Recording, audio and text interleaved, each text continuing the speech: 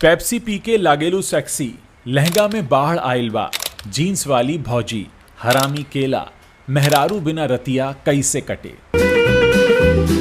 जानते हैं ये सब क्या है? असल में ये सारे भोजपुरी फिल्मों के नाम हैं जिनको सुनते ही दिमाग में यही ख्याल आता है कि ये फिल्में वही हैं जो सस्ते में बनती हैं, जिनमें डबल मीनिंग गाने होते हैं, डबल मीनिंग डायलॉग्स होते हैं, और इन फिल्मों को तो आप कभी भी अपने परिवार के साथ तो बिल्कुल नहीं देख सकते।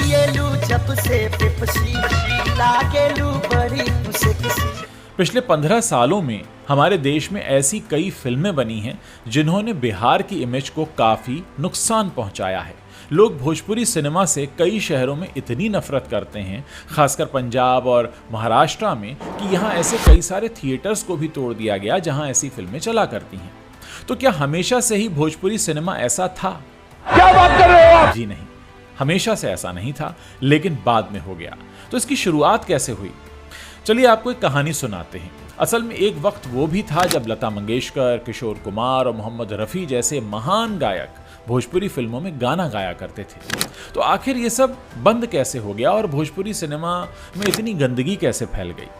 चलिए आपको एक कहानी सुनाते हैं और पीछे लेकर चलते हैं और ये बताते हैं कि पहली भोजपुरी फिल्म कैसे बनी थी, क्योंकि पहली भोजपुरी फिल्म के बनने की कहानी भी थोड़ी मजेदार है। ये 60 के दशक की बात है। देश के पहले राष्ट्रपति doctor Rajendra Prasad film actor Nazir Hussain से एक कार्यक्रम में मिले और उनसे भोजपुरी में ही पूछा कि तुम भोजपुरी फिल्म क्यों नहीं बनाते? असल में ये दोनों ही भोजपुरी बोले जाने वाले क्षेत्रों से ही आते थे। तो अब प्रेसिडेंट ऑफ इंडिया से ये बात सुनने के बाद नजीर हुसैन ने पहली भोजपुरी फिल्म बनाई जो 1962 में रिलीज हुई। नाम था गंगा मैया तोहे पियरी चढ़ाईबो। बिहार और यूपी में शूट हुई ये पहली भोजपुरी फिल्म सिल्वर जुबली बन गई, यानी 25 हफ्तों तक सिनेमा घरों में लगी रही। इसे काफी प्राइज भी मिले। इस फिल्म की सफलता के बाद 1962 से 1966 के बीच 19 भोजपुरी फिल्में आईं और इनमें से अगर हम देखें विदेसिया, लागी नहीं छूटे राम, हमार संसार, ये बड़ी हिट फिल्में रहीं। इन फिल्मों में गांधी जी के सिद्धांतों को सब्जेक्ट बनाया गया, अमीर गरीब के भेद को मिटाने वाली कहानियां दिखाई गईं और समाज को एक समान दिखाने वाले विषय चुने गए जिससे समाज को एक सही दिशा मिल सके। शायद उस वक्त इसकी जरूरत भी थी। असल में ये वो दौर था जब समाज में दो अलग अलग जातियों के बीच शादियां होना बिल्कुल भी आम नहीं था और अमीर गरीब का भेद भी बहुत ज्यादा था। जैसे फिल्म विदेसिया की कहानी में अमीर गरीब के बीच का प्यार तो दिखाया गया, लेकिन बाद में दिखाया गया कि वो गरीब लड़की जो एक अमीर लड़के से प्यार कर बैठी थी उसे लोग मार देते हैं। कहने का मतलब है कि कहानियों को काफी रियल रखा गया। ये फिल्में मुनाफा तो कमा रही थी।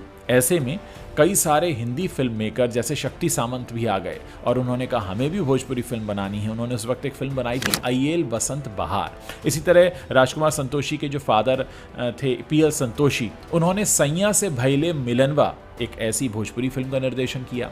लेकिन ये सभी फिल्में उतनी नहीं चली जितनी कि पहली भोजपुरी फिल्म बनाने वाले नजीर हुसैन की दूसरी फिल्म हमार संसार चल गई। इस फिल्म को उस जमाने में ये कहकर प्रमोट किया गया कि भोजपुरी भाषा की ये एक युगांतरी तस्वीर है जिसमें आपको भारत के खेत खलिहान और किसान के जीवन की सच्ची तस्वीर देखने को मिलेगी। ये एक भोजपुरी फैमिली ड्रामा था, वो भी सोशल थीम के साथ। लोग इससे कनेक्ट कर गए और ये चल गया। इस फिल्म को खूब पसंद किया गया और ये खूब चली।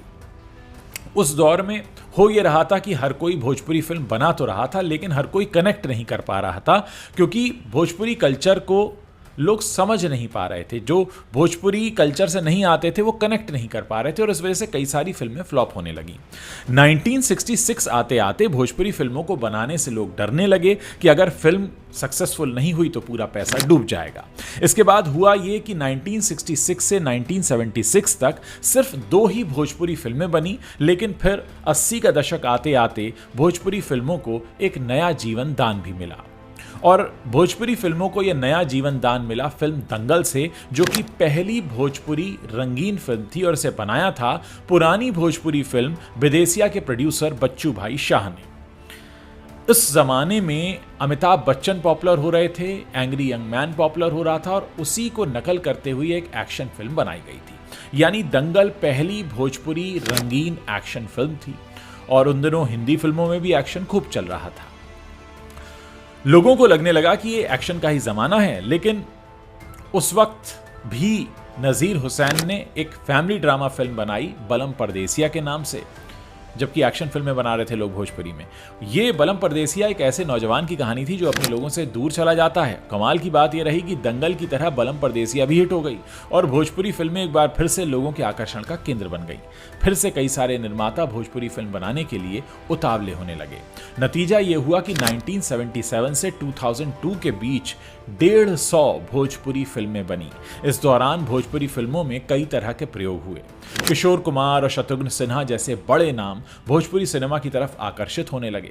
लेकिन 90 का दशक आते आते वही फैमिली ड्रामा और वही इमोशनल सब्जेक्ट देख देख कर लोग भोजपुरी से भी बोर होने लगे।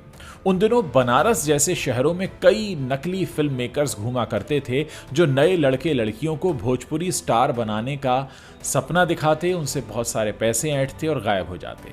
कुल मिलाकर भोजपुरी सिनेमा पॉपुलर तो हो गया था, लेकिन सब्जेक्ट को लेकर एक बदलाव की जरूरत भी महसूस होने लगी थी। बस इसी समय एक भोजपुरी सिनेमा को आइडिया आया सेक्स दिखाने का, और ये सब 1995 के आसपास शुरू हुआ और ये दौर चला 2004 तक। इसी दौरान दो और काम हुए। बिहार की सरकार ने अपनी कमाई बढ़ाने के लिए सिनेमा घरों का टैक्स बढ़ा दिया और सेक्स से भरपूर इन फिल्मों से फैमिली ऑडियंस गायब होने लगी। यानी एक बार फिर इंडस्ट्री थोड़ा सा लो जाने लगी, क्योंकि दर्शक भी नहीं थे और सिनेमा देखना महंगा हो गया था। तभी 2004 में एक फिल्म आई जिसका वो गाना बड़ा पॉपुलर हुआ, रिंकिया के पापा, और इस फिल्म का नाम था ससुरा बड़ा पैसे वाला। इस फिल्म से किसी को खास उम्मीद नहीं थी, लेकिन ये फिल्म सिल्वर जुबली हो गई और ये फिल्म बनी थी सिर्फ 30 लाख में। जी हाँ, और ये वो दौर था जब करण जौहर एनआरआई लोगों पर फिल्में बना रहे थे। ऐसे में गांव के लोग सिनेमा से कनेक्ट नहीं कर पा रहे थे। इस फिल्म ने छोटे शहर के लोगों को बड़े पर्दे पर दिखाया, जिससे लोग कनेक्ट होने लगे और 30 लाख रुपए में बनी ये फिल्म म्यूजिकली भी इतनी बड़ी हिट रही कि पूरे 9 करोड़ कमाकर इसने दिखा दिया कि गाँव की ऑडियंस अगर आपके कॉन्टेंट को पसंद कर ले तो फिर आपको करोड़ों रुपए कमाने से कोई रोक नहीं सकता।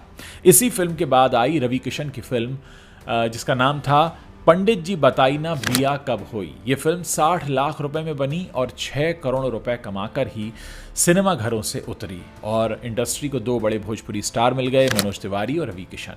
तो ये एक तरह से भोजपुरी सिनेमा का सुनहरा दौर था, जब 2004 में 21 भोजपुरी फिल्में आईं, 2005 में 45 भोजपुरी फिल्में आईं और 2006 में 76 भोजपुरी फिल्में रिलीज हुईं। अब एक बार फिर बॉलीवुड के बड़े नाम जैसे उदित नारायण और बालाजी टेलीफिल्म्स भी भोजपुरी फिल्म बनाने में लग गए। यहाँ तक कि अमिताभ बच्चन के मेकअप मैन ने भी उस जमाने में एक भोजपुरी फिल्म बनाई जिसमें खुद अमिताभ बच्चन ने काम किया। बंगाली दादा मिथुन चक्रवर्ती भी उस दौर में एक भोजपुरी फिल्म में दिखाई दिए। उस जमाने में अजय देवगन और हेमा मालिनी जैसे चेहरे भी भोजपुरी फिल्मों में दिखने लगे। सबको लगने लगा कि ये एक सोने का अंडा देने वाली मुर्गी है, तो चलो इसमें खूब कमाई करते हैं। पर क्या आप जानते हैं फिल्में कहाँ चल रही थी?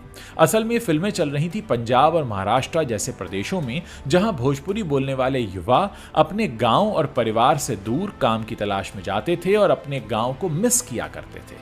फिर पर्दे पर जब वो अपने गांव का कल्चर देखते तो उन्हें कनेक्ट फील होता। जब हीरो अपने पिता के पैर छूता, जब उनकी भाभी और माँ के मांग के लाल सिंदूर की बात होती, तो उन्हें लगता कि हाँ, ये सिनेमा है जो उनकी भाषा बोल रहा है। उस जमाने में हिंदी फिल्मों को भोजपुरी सिनेमा एक बहुत बड़ी टक्कर दे रहा था। ये 2007 और 2008 का दौर था। अब पैसे के लालच में एक ही तरह की फिल्में हर हफ्ते रिलीज होने लगी। नतीजा ये हुआ कि मांग से ज्यादा सप्लाई हुई और वैरायटी ना होने की वजह से अब फिल्मों को घाटा होना भी शुरू हो गया। इसके बाद भोजपुरी फिल्म मेकर्स ने मुनाफे को बढ़ाने के लिए और घाटे को कम करने के लिए फिल्म के प्रोडक्शन कॉस्ट को काफी कम करना शुरू कर दिया और घटिया स्तर का काम दिखाना शुरू कर दिया।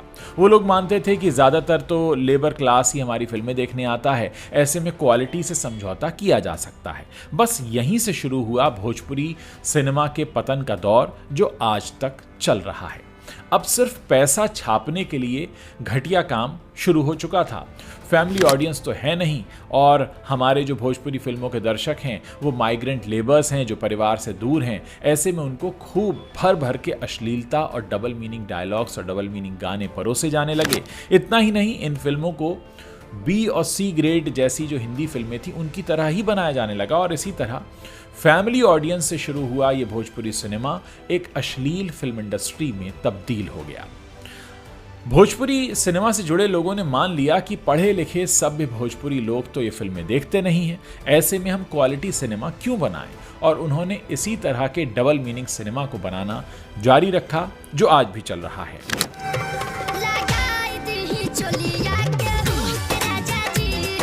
भोजपुरी गाने पहले भी ठीक ठाक हुआ करते थे, लेकिन फिर जो मेल ऑडियंस थी उसे आकर्षित करने के लिए डबल मीनिंग गाने डाले जाने लगे और रही सही कसर ऐसे गानों ने पूरी कर दी। अश्लीलता भर भर के परोसी जाने लगी।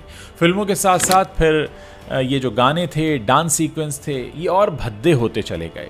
भोजपुरी फिल्मों के ज़्यादातर हीरोज़ जैसे मनोज तिवारी वगैरह ये पहले सिंगर थे जो बाद में हीरो बन गए, इसलिए इन्होंने अपनी एक अलग ऑडियंस क्रिएट कर ली। आज आलम यह है कि 60 से 70 लाख रुपए में एक भोजपुरी फिल्म बन जाती है, जिसमें मानकर चलिए 40 से 50 लाख रुपए तो सिर्फ हीरो लेता है, बाकी में सारे लोग काम करते हैं। अब ऐसे में प्रोडक्शन क्वालिटी कहाँ से आएगी? यानी आज वो दौर है जब भोजपुरी सिनेमा में सब हीरो की सुनते हैं, क्योंकि वो जानते हैं ये हीरो इस फिल्म में है, इसलिए इसकी ऑडियंस इसे देखने आएगी, जो ये कहेगा वैसा ही लिखो। यानी राइटर्स तक अच्छा कंटेंट नहीं लिखते, वो बस हीरो की तारीफ करते हैं, उसको ग्लोरीफाई करते हैं और उसे एक तरह से एक ग्लोरीफाइड इमेज में पेश करते रहते हैं। और यही वजह है कि कंटेंट में वैरायटी नहीं है। एक बड़ा सा हीरो लिया जाता है जिसकी कुछ फैन ऑडियंस है, उसके अराउंड एक लव स्टोरी होती है, फिल्म में कई भद्दे अश्लील गंदे गाने डाले जाते हैं और ये मान लिया जाता है कि हाँ, हमने जितना लगाया है उससे डबल हमारे पास आ जाएगा। यही वजह है कि 60-70 लाख रुपए से ज़्यादा कभी बजट होता नहीं भोजपुरी फिल्मों का। कहने का मतलब ये नहीं कि 60-70 लाख रुपए में फिल्म अच्छी नहीं बनाई जा सकती। 60-70 लाख रुपए में भी फिल्म अच्छी बन सकती है, बशर्ते उसका कंटेंट अच्छा हो, लेकिन वहाँ नीयत साफ नहीं होती। भोजपुरी फिल्म शुरू करने से पहले ही कुछ चीज़ें तय होती हैं कि इसमें अश्लील संवाद होंगे, अश्लील गाने होंगे, अश्लील डांस होगा और इसको उसी तरह की ऑडियंस के बीच बेचा जाएगा। यानी भोजपुरी इंडस्ट्री खुद ही ये मानकर बैठी है कि हमें तो फैमिली ऑडियंस देखने वाली नहीं है, ऐसे में हम सिर्फ अश्लीलता ही परोसेंगे। आज आलम यह है कि भोजपुरी, अगर आप फिल्म का टाइटल भी सुन लें तो शायद टाइटल भी ऐसा होता है जिसे आप अपने परिवार के साथ सुन नहीं सकते, जैसा कि मैंने इस वीडियो के शुरू में आपसे कहा था, शेयर किया था। और आजकल लोग कई तरह के मीम बनाते हैं, मजाक बनाते हैं भोजपुरी फिल्म इंडस्ट्री का। और सबसे ज़्यादा दुख की बात यह है कि दोस्तों, बिहार एक बहुत विकसित राज्य है, बहुत अच्छे लोग वहाँ पर रहते हैं, लेकिन बिहार की इमेज इस भोजपुरी सिनेमा की वजह से काफ़ी ख़राब हुई है। लोगों को लगता है कि बिहार में सब ऐसे ही लोग रहते हैं क्या? तो इस तरीके की बातें काफ़ी होती हैं इंटरनेट पर, सोशल मीडिया पर। लेकिन मुझे लगता है कि अभी भी समय बदल सकता है। अगर पिछले पुराने दौर की तरह कुछ अच्छा कंटेंट भोजपुरी सिनेमा में आए।